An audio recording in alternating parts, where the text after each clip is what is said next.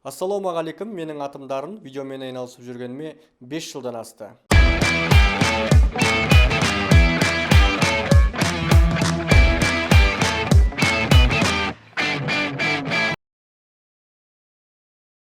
Он мың сағаттан астам уақытым Adobe Premiere Pro, After Effects, Photoshop және съемочный площадкада өткеннен кейін осы салаға қатысты бірнеше білімдер жинадым. Және сол біліміммен бүгін сіздермен бөліспекшімін. Алғашқы курсым Adobe Premiere Pro жайлы болмақ.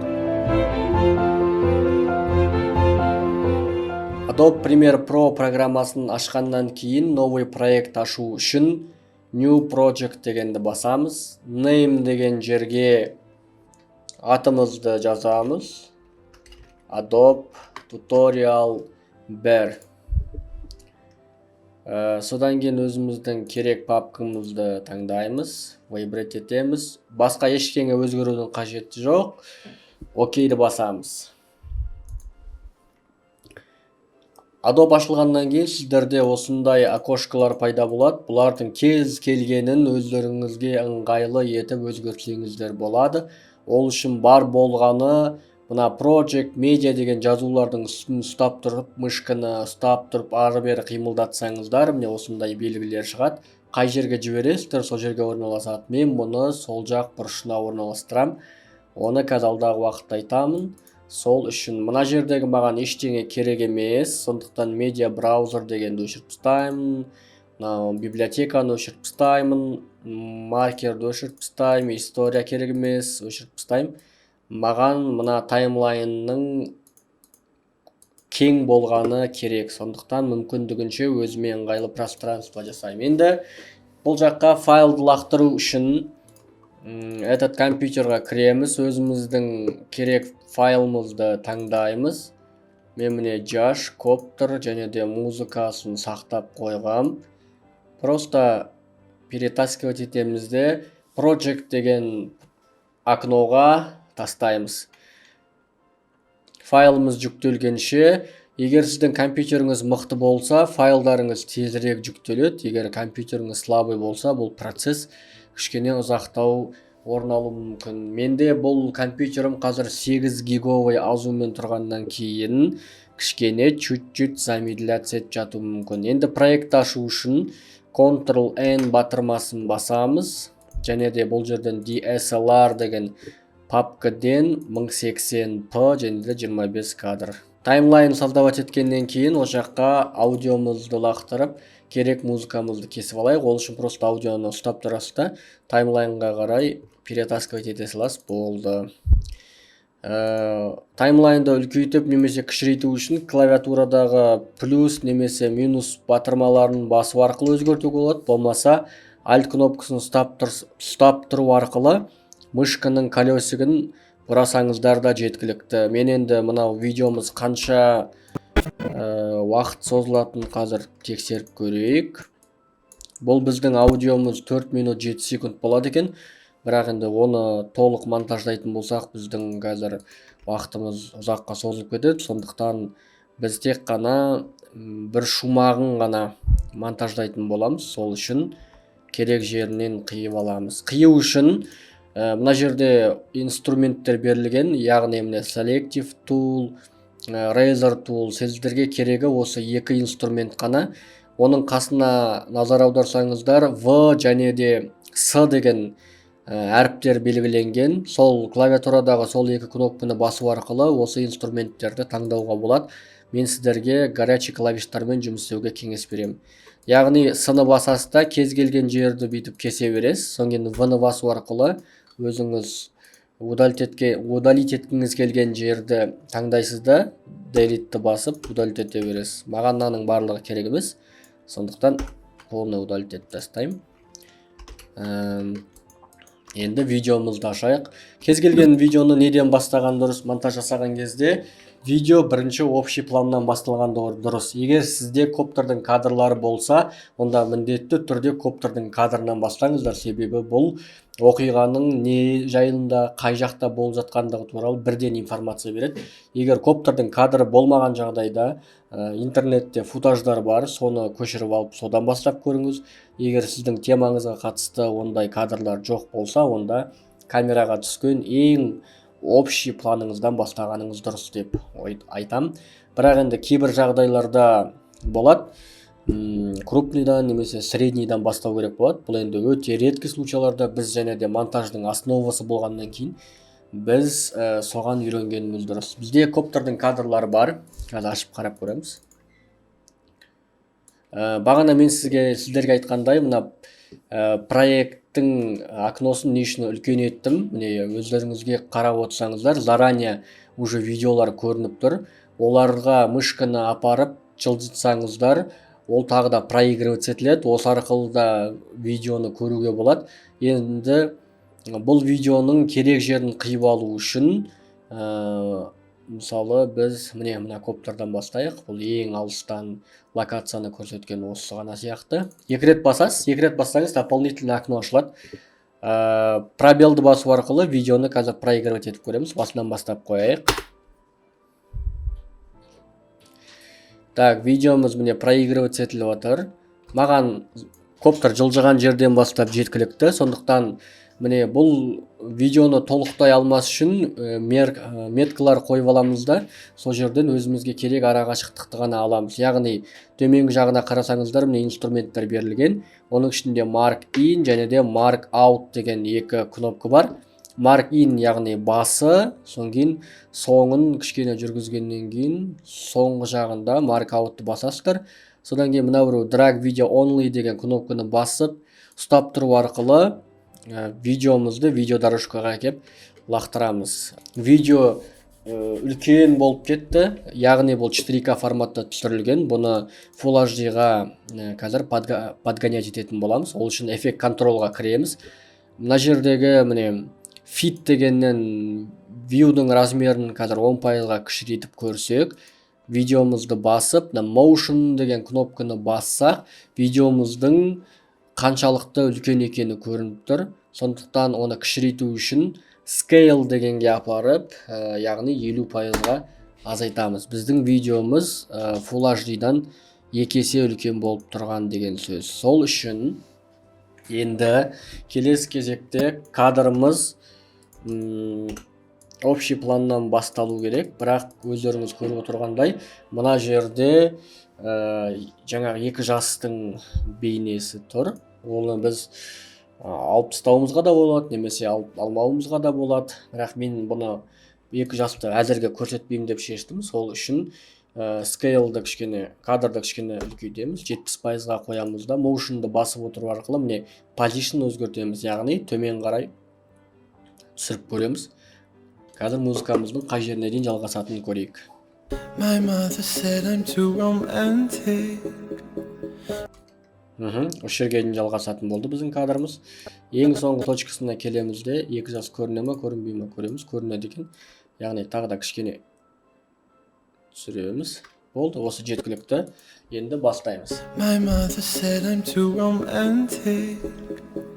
Общий планнан кейін міндетті түрде фотоаппаратпен түскен тағы да общий план, болмаса средний планнан бастауға болады. Себебі коптердің планы бұл сверх общий план болып саналады. Яғни бұндай планды жерде жүріп алу мүмкін емес. Сол үшін смело қазір видеодан келесі планымызды қоямыз. Мен сіздерге бұл туториалды видеоның материалдарын дайындап қойғам. Сол үшін екі жастың оқиғасы қазір басталады. Кеттік, жүре бер.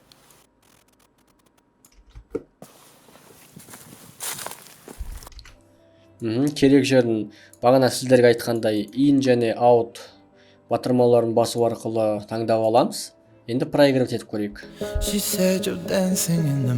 Өздеріңіз көріп отырғандай, музыкамыз жай болғаннан кейін және де бұл love story болғаннан кейін видеомызды замедлять етуіміз керек. Ол үшін клавиатурадағы Ctrl-R батырмасын басып, спидті, яғни жылдамдықты 2 есе азайтамыз. She said you're dancing in the movie. Жеткілікті. Келесі кадр. Біз қыздың қолында корзина тұр, яғни соның деталін қазір көрсететін боламыз. Оны да солай замедлять етеміз. I almost started to believe her. I almost started to believe. Егер картинаңыз әдемі көрінсін десеңіз, әрбір кадрды музыканың битіне сай ауыстырып отыру керек. Так, келесі общий план көрсетпес бұрын коптерда менде бұндай кадр бар. Қазір мен сіздерге көрсетемін. Міне.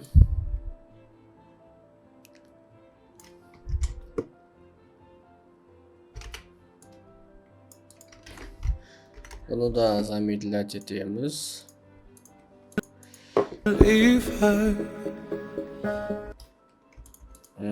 Өздеріңіз көріп отырғандай, бұл да өте үлкен 4К форматта, сондықтан бұның скейлін да 50%-ға азайтамыз. Так, келесі общий план кетті. Енді біз видеодағы общий планға ауысамыз. Жаштағы екі жасты қазір. Давай кеттік. Әкеп қоямыз, тағы да замедлять етеміз. Мына жерге кішкене ұзақтау болмас үшін екі кадр. Міне өздеріңіз байқасаңыздар, егер ең алғаш видео түсіріп жүрген операторларға әсіресе кеңес, съемка барысында не түсіру керектігінен қиналатын болсаңыздар, екі жасқа бір движение қайталатасыздар да, оны бірнеше ракурстан түсіресіздер. Яғни общий, крупный, средний пландарын обязательно алып отыруларыңыз керек. Міне мен мына жерде бір движениені екі рет қайталатқам, соны екі түрлі планда түсірдім. Давай кеттік. Жеткілікті.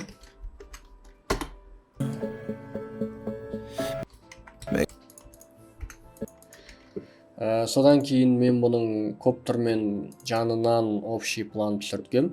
Міне өздеріңіз қарасаңыздар, адан Б точкаға келгенше мен қанша план түсіріп үлгердім. Яғни бұл сіздің кейінгі монтаж жасау барысында жұмысыңызды анағұрлым жеңілдетеді. Яғни сізде план іздеуден, кадр іздеуден ешқандай қиындықтар туындамайды.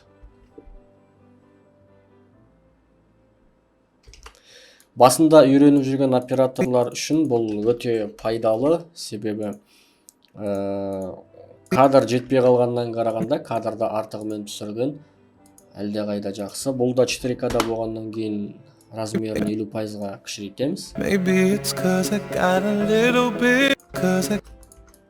Керек жерін қиып жылыстамыз.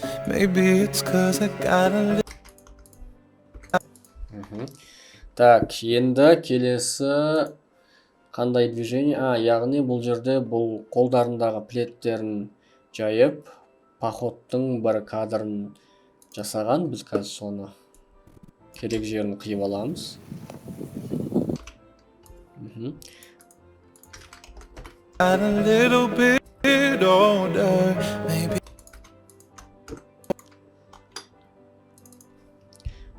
Өздеріңіз байқасаңыздар, бір ғана движение, бірақ бірнеше ракурстан, бірнеше пландар, для разнообразия осылай обязательно түсіру керек.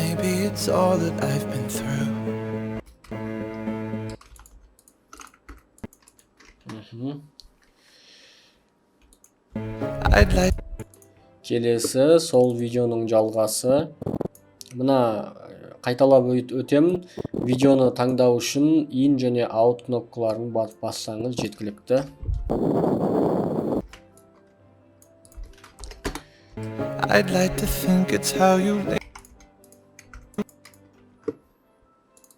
Так, келесі селфиға түсіп жатқан момент. Кадрдың дірілдегеніне мән бермеңіздер. Келесі сабақтарда сіздерге камерадағы дірілді қалай алып тастау керектігі туралы да үйрететін болады.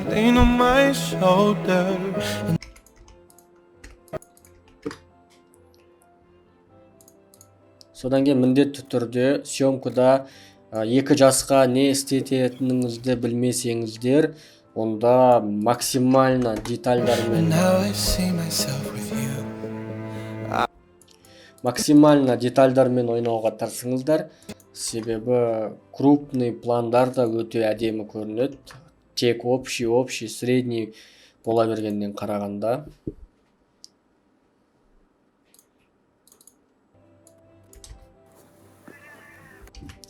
Міне өздеріңіз байқасаңыздар, екі жасты мен особо қимылдатқан жоқпын, себебі бұндай жағдайлар съемкада өте көп кездеседі. Яғни күн суық болуы мүмкін, екі жас шаршауы мүмкін, немесе видеода қимылдай алмауы мүмкін, бұрын соңды видеоға түс көрмегендіктен. Сол үшін белгілі бір позирование жасатасыздар да, тек қана екі жастың орнына өзіңіз қимылдайсыз, өзіңіз еңбектенесіз.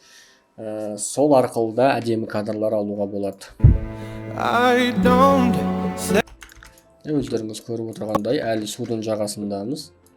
Бірнеше ракурстардан әдейі осындай съемканы алдым, себебі бұл жерде оператордың жұмысы өте жақсы көрсетілген. Екі жас қимылдамаған жағдайда не істеуге болады және қандай ракурстарды да қарастыру керектігі туралы.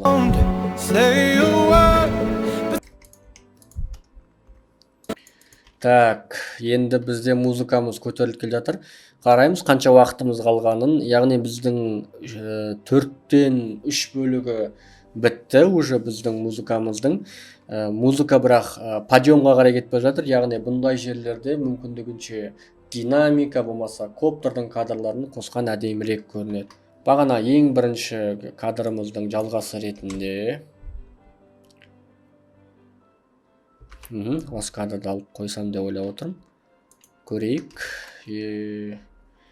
Замедлять етпейміз. Өздеріңіз білетіндей, бұл бізде 4К, сондықтан Full HD-ға сығамыз. Келесі, қандай коптердің кадры бар. Мына кадрды аламыз.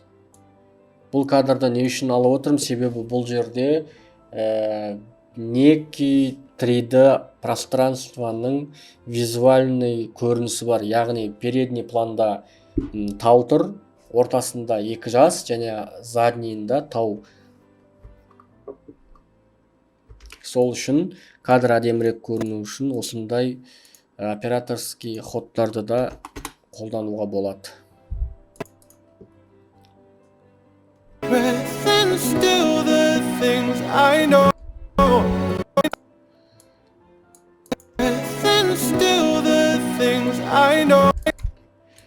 Так, енді екі коптердің планынан кейін біз мына кадрды қояйық.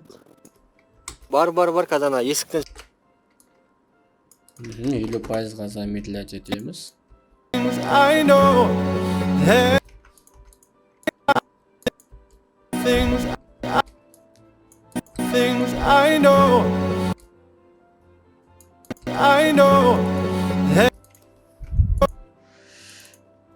Так.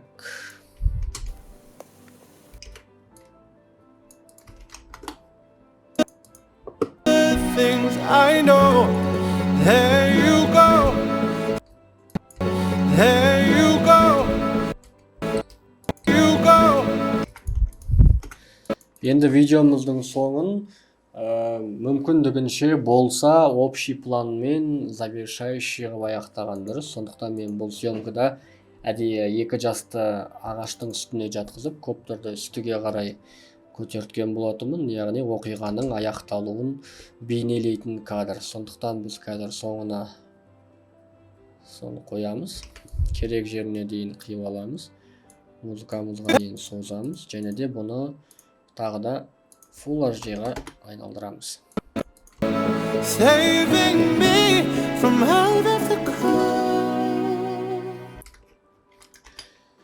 Сонымен біздің бірінші сабағымыз аяқталды. Біз не үйрендік, соны қысқаша қайталап өтейік. Adobe Premiere Pro-ны аштық, оған материал жүктедік.